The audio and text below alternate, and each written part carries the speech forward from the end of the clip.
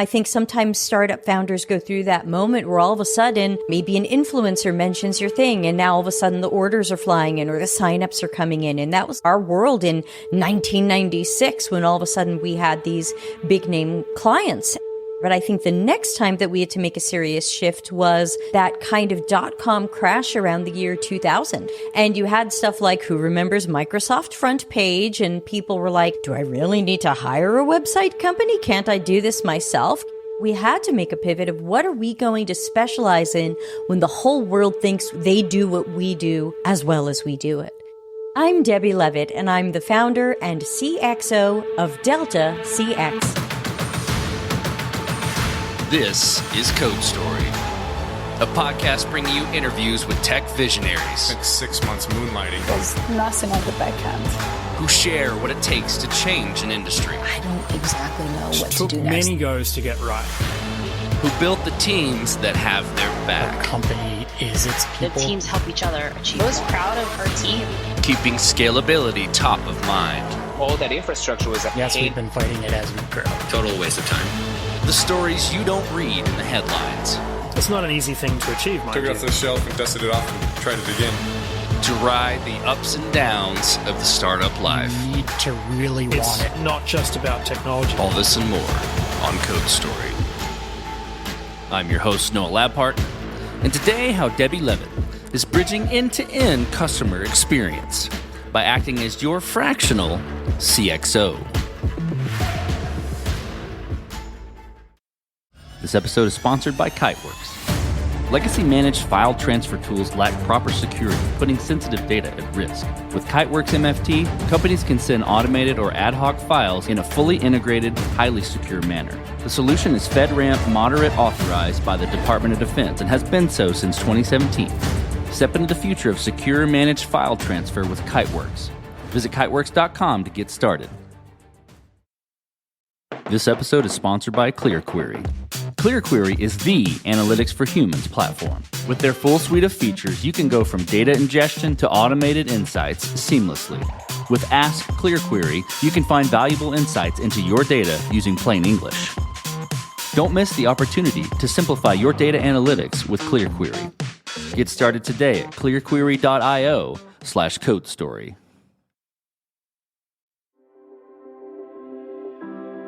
Debbie Levitt is an American living in Italy with her Italian husband and their 5 dogs. Many years ago, she obtained a degree in music, but now focuses on customer experience online, of which she has been called the Mary Poppins of customer experience. Outside of this, she and her husband bought a used camper and quickly became camper people. Her favorite place to take their camper is to Lachus, Italy, but she noted that of her 5 dogs, 0 of them are allowed in the camper. In the 90s, Debbie was helping businesses get on the web, strategizing with them around how to deploy their websites and build an online presence. Fast forward many years, she has shifted into doing work and leading projects centered around customer experience. This is the creation story of Delta CX. So Delta CX is a consultancy that focuses on absolutely anything a company of any size or age might need related to CX, the customer experience, UX, user experience, or product strategy. So that's going to be a lot of usually research so we can understand our target audiences and try to make some better strategies and decisions. Sometimes it's more in that UX bucket where we are doing some interaction design and prototyping and testing and trying to make sure we have a good solution to the right problem. And again, sometimes it's a lot of that product strategy to make sure that, especially a newer company, is headed in the right direction and a direction more likely to be successful, since we all know that unfortunately many startups do fail. I got started around 1995 as a small business strategist and website company. So we were going out there and helping small local businesses get on the web, which was a pretty big deal in 1995, and help them strategize some of their positioning and marketing and web presence and that kind of thing. So that is where this all started. interesting question I usually ask is, what was the MVP, right? And given this is a consultancy, there's not a specific product, but I'm curious about what was your MVP, right? Maybe it was around the 90s when you started helping businesses get on the web, or maybe I'm curious a little more about the progression into what you do today. Tell me about that, that first version of Delta CX, and, what sort of things were you using to bring it to life? We've gone through different incarnations and pivots and branding throughout the years, as I think many listeners may identify with. So we didn't start as Delta CX. We started as a company called As Was, which was a punchline to a cartoon I saw in the electric company when I was 2. Our slogan was start, market, and improve your business. And so our earliest incarnation was me, and I found one other guy who had a complementary skill set. Everything he was good at, I was terrible at. Everything he was terrible at, I was good at. And I hadn't even met him. And he worked for me for years. And between the two of us, we covered everything that a little website shop could need, especially back then when you were hand coding websites, whereas now you might use WordPress or something like that. Our earliest incarnation was just 2 people working from home and remotely and trying to offer companies websites and related things.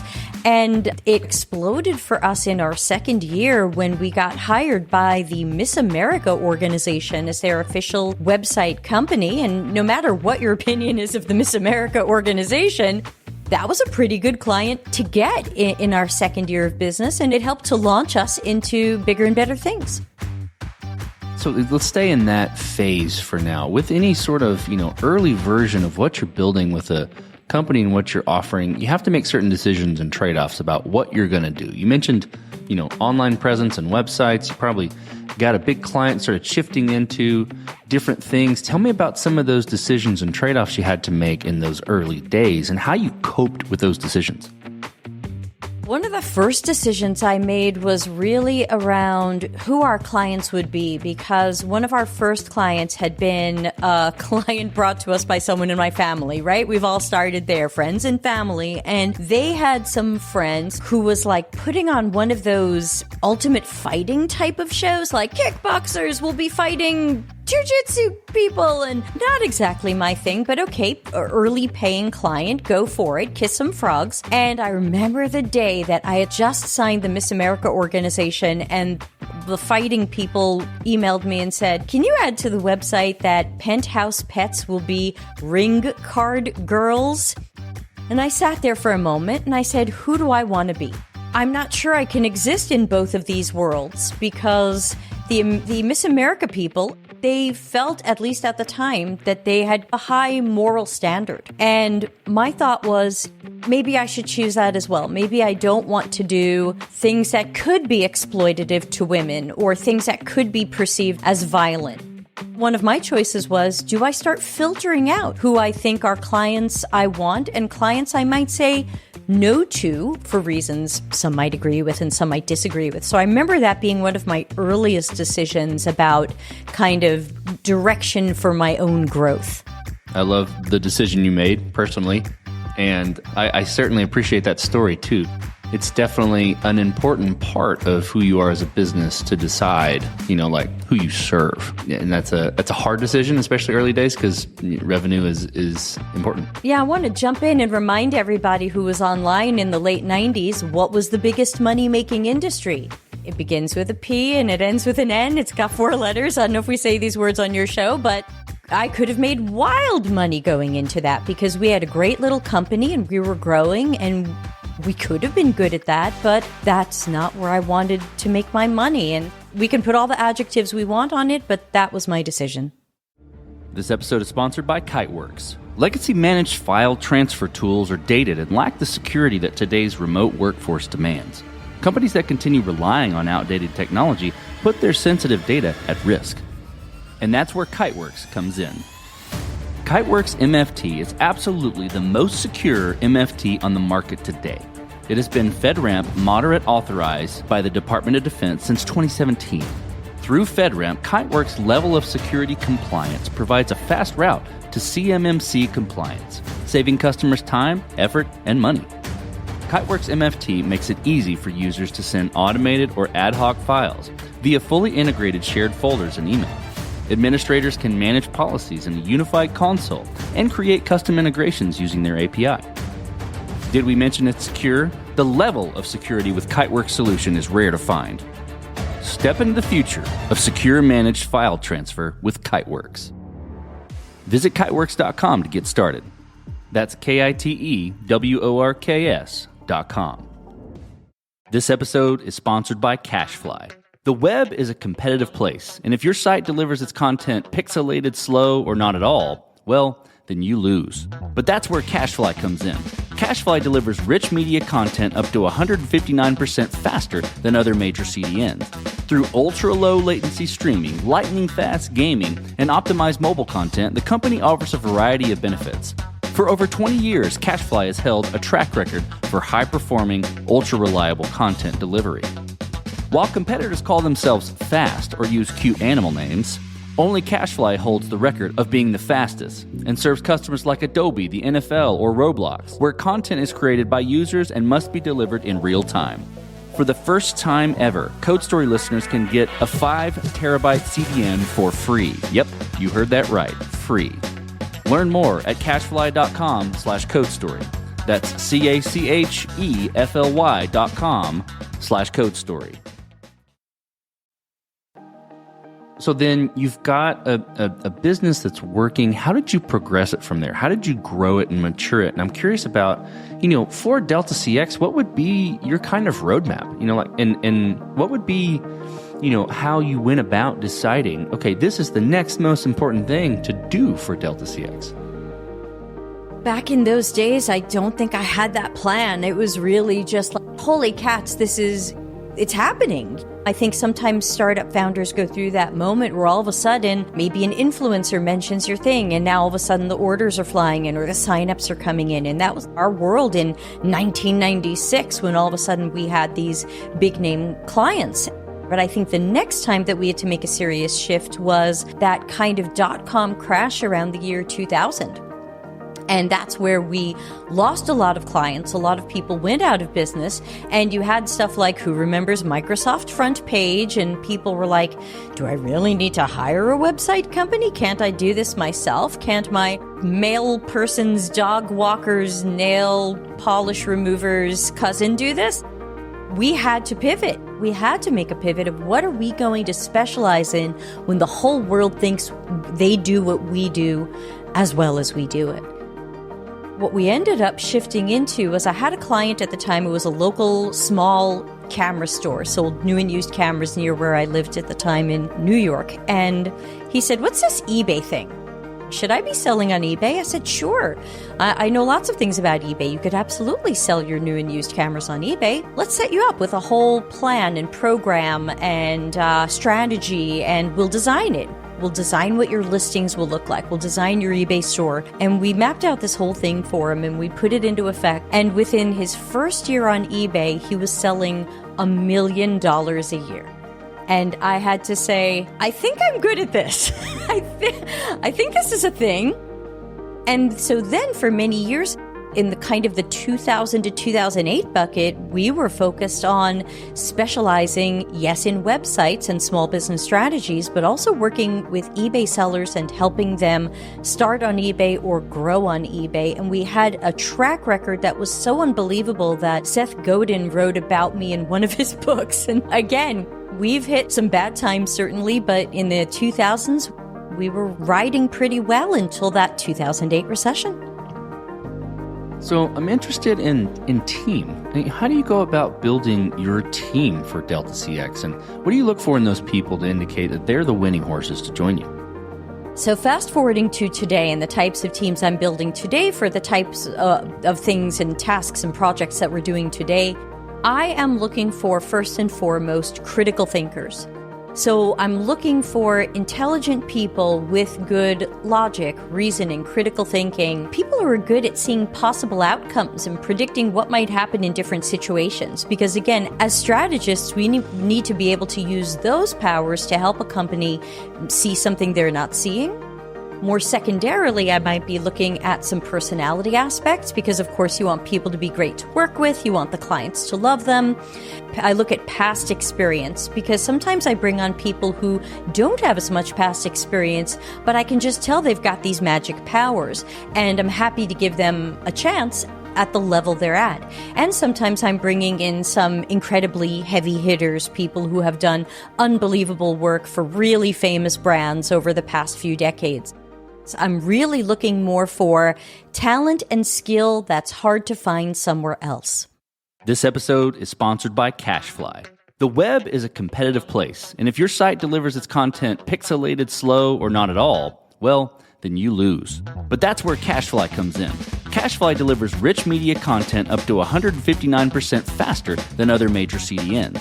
Through ultra-low latency streaming, lightning-fast gaming, and optimized mobile content, the company offers a variety of benefits. For over 20 years, CashFly has held a track record for high-performing, ultra-reliable content delivery. While competitors call themselves fast or use cute animal names, only CashFly holds the record of being the fastest and serves customers like Adobe, the NFL, or Roblox, where content is created by users and must be delivered in real time. For the first time ever, Code Story listeners can get a 5 terabyte CDN for free. Yep, you heard that right, free. Learn more at cashfly.com/codestory. That's CACHEFLY.com/codestory. Hello, welcome to the Data Analytics Club. Do you know the password? No, didn't know there was one. Do you know how to code? No. Do you know how to query data? Like, ask a question? I guess not. I see. Then you can't be in this club. Sorry.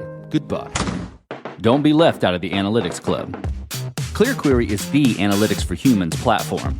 With their full suite of features, you can go from data ingestion to automated insights seamlessly.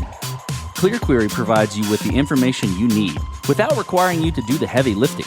Their Ask ClearQuery feature allows you to ask questions in plain English, helping you find relationships and connections in your data that may have previously gone unnoticed.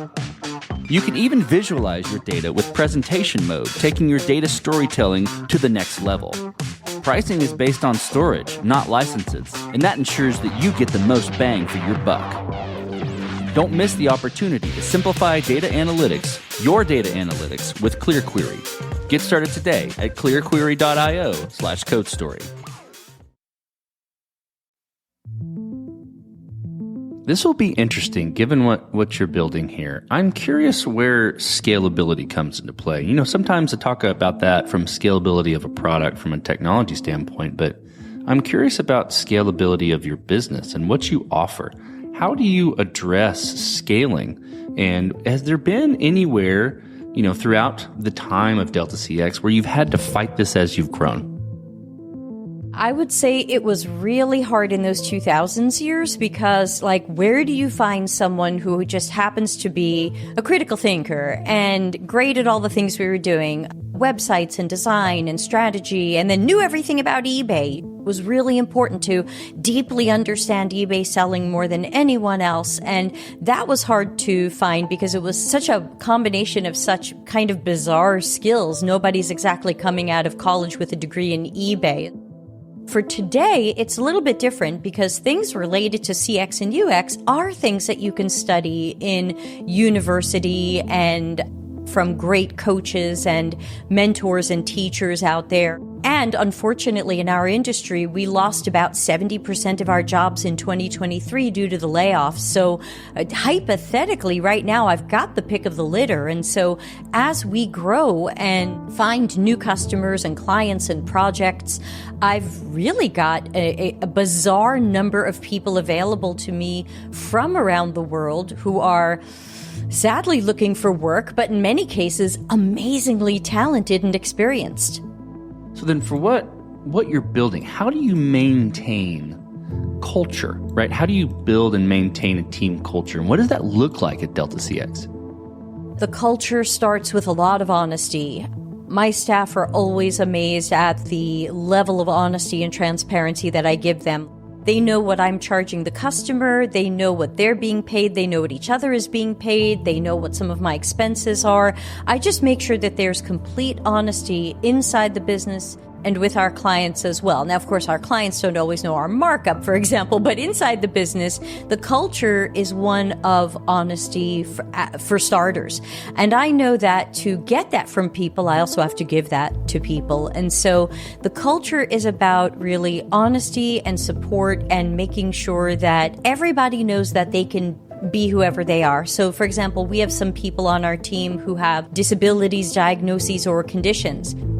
We don't see it as an accommodation or something we have to do. This is just something that naturally makes sense to us to say, how do you work best? I want to play to your strengths. Is there a time when you work best? Is there a number of hours you work best? Are there tools that help you work best? And I think when you really care about humans and care about that honesty and that connection, then you want to play to their strengths and you don't see anything else as, I don't even want to call it a weakness, because I don't even see these things as weaknesses, because we all have strengths and we all have weaknesses, but I don't see anybody's disabilities, diagnoses, or conditions as a weakness. In some cases, they're superpowers. And so I think that the culture has to be one of support and a lot of internal mentoring and coaching. We're always raising each other up and teaching each other new things. It's my world and it's a small world, and I want it to be an amazing place. And sometimes when people leave the nest and they go try working somewhere else, I often get a lot of messages about how much they miss what we had here and the culture and the experience. So, as you step out on the balcony and you look across all that you've built, what are you most proud of? I always think about, why am I here? Why am I on this planet? And I always think I'm here as a catalyst. I'm here as a catalyst for change. And that's why I named the newest incarnation of my company Delta CX, because the Delta is all about change. Those of you who remember your math and your physics and so on. I think that what I'm most proud of is any opportunity I have to create change, whether that's for somebody who's working with me or a client or a customer or a company I'm with. How can I raise somebody up and push their boat out and be a catalyst to them? Anytime that I can do that is what's most rewarding for me. Okay, let's flip the script a little bit. Tell me about a mistake you made and how you and your team responded to it. There have been different types of mistakes. I think as a business owner mistake, we actually got an offer to be bought before the 2008 recession. And sometimes I look back and I think, oh, you should have done that. I think I had a little too much pride at the time. I thought we were worth more. I'm not sure I was right. It wasn't a bad offer and I didn't take it. And I think that was a mistake, but it was a short-term mistake in the sense that eventually a lot of the companies related to providing services for eBay sellers, and this was a similar company that wanted to buy us, we've all kind of gone 6 feet under to some extent, at least for the eBay side, because eBay just changed everything to catalog structured data, kind of Amazon-y stuff. So I wonder what would the path have looked like if I had sold at that time, which was like 2007. We were flying high. A couple of years ago, I got brought into a company to do a very big project. They wanted me. They wanted my brain and expertise and perspectives and strategic nature and so on. And the mistake I made was I didn't come in with a team. This was a huge $1 billion company, which to some people is a small company, but to me it was a pretty big company. $1 billion company that really wanted me to make some strategic change, and I should have come in with a team.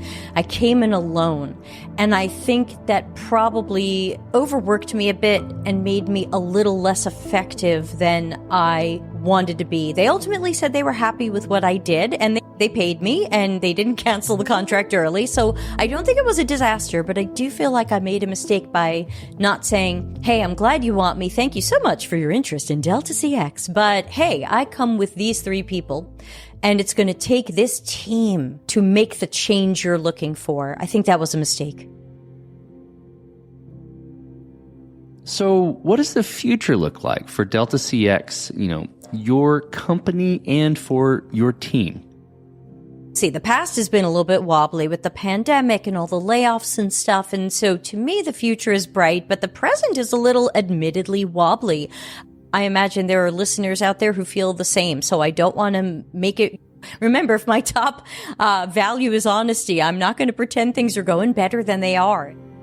The future is exciting for us because I know that what we're doing is interesting and unique, and we've been getting new types of potential clients that we haven't gotten in the past. We've been getting, obviously, we have the big billion-dollar company, which was really exciting to do that work. And then a year ago, we did a project for a small startup that was having trouble finding product market fit. And we did a very inexpensive, in the scheme of the universe, project with them that really helped them decide who they were going to be when they grew up. And so I think the future is exciting because we can play in any arena, from relatively small projects for up and coming companies to much larger consulting or change projects or CX or UX projects for the big companies. So I would have to say I'm cautiously excited because I feel like we've got great things going on with great people, but I also know that people aren't opening their wallets right now. So I think it's going to be a little bit of a waiting game. So let's switch to you, Debbie. Who influences the way that you work? Name a person or many persons or something you look up to and why. Yeah, there's a couple of people who I look up to. Growing up, my family were all entrepreneurs, and so my model there was my grandmother. She was part of the family business, and she was a real powerhouse, and she was the kind of person who was the first one at work and the last one to go. She was definitely someone who I modeled a lot of my stuff. In the outside of the family, I would have to say that I greatly idolize, though of course it's an imperfect company, but I greatly idolize Walt Disney Parks and Resorts. So I'm not too into movies or princesses or video games, but I am a diehard, obsessive fan of Walt Disney World in Florida and the hotels and kind of the ecosystem that they've built there. I really feel like it's the pinnacle of customer experience and that there's so much that we can learn from it and so much that has influenced me since I started going to Walt Disney World as a kid in 1977. And I think anybody who's spent some time in Walt Disney World, Florida, might have a sense of what I'm talking about. If you haven't been, then it's like, okay, she wants to go to an amusement park. But I think if you've been, you have a sense of the level of immersive and extensive positive experiences that they're able to create. So this is a little bit different spin on the question about a mistake. If you could go back to the beginning, what would you do different? Or where would you consider taking a different approach? Doesn't have to be something that didn't work. Could have even worked well, but maybe you tweak it a little bit. So what happened was, I often say that I was doing UX work before I knew what UX was.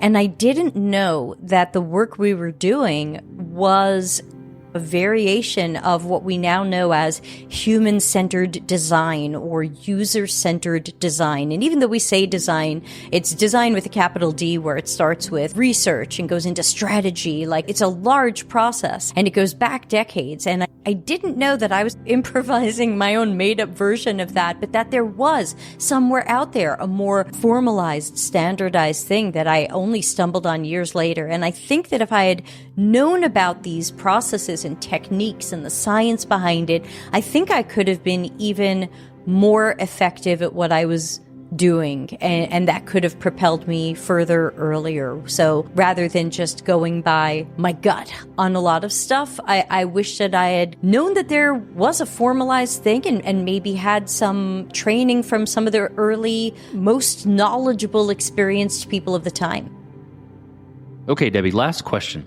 So you're getting on a plane and you're sitting next to a young entrepreneur who's built the next big thing. They're jazzed about it. They can't wait to show it off to the world and can't wait to show it off to you right there on the plane. What advice do you give that person, having gone down this road a bit with Delta CX? I am sometimes the Debbie Downer who has questions like, how'd you validate that?